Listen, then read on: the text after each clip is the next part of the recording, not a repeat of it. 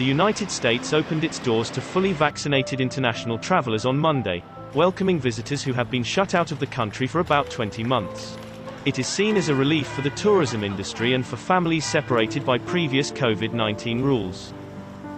According to the Port Authority of New York and New Jersey, international flight arrivals are expected to rise 11% on Monday over a similar day in October at Newark Liberty and John F. Kennedy International Airports, with 253 flights scheduled to arrive.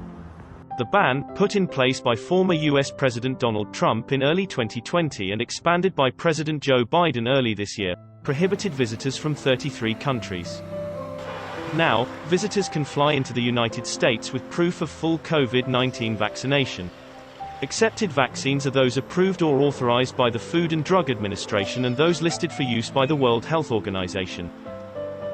The United States will also require proof of a negative COVID-19 test from within the previous 3 days for all vaccinated travelers. If a traveler is not vaccinated, the COVID-19 test must have been taken from within 1 day of departure.